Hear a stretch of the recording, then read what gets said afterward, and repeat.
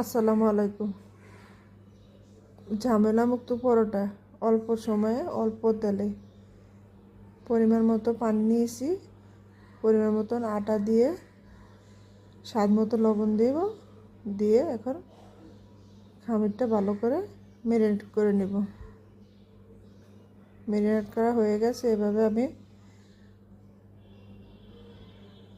তরল করে নিব। এখন আমি পাইপ্যানে একটা ব্রাশ দিয়ে তেল দিয়ে দিব। আপনি রুটিটা কতটুকু ভারী রাখতে চান ওই অনুযায়ী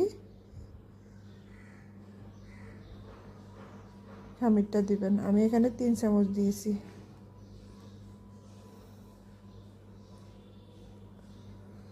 ছোট বড় সবারই খেতে ভালো লাগবে।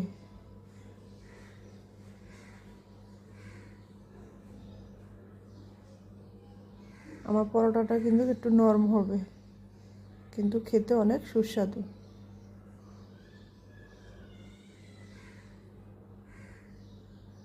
খুবই অল্প সময় লাগবে। এভাবে আমি সবগুলা পরোটা ভেজে নিব।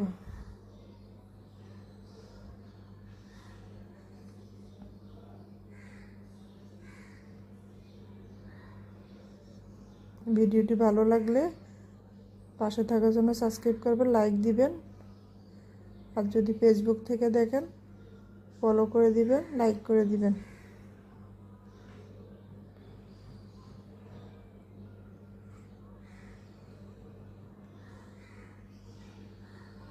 বাসায় একবার হলে ট্রাই করবেন, ভালো লাগবে আশা করি।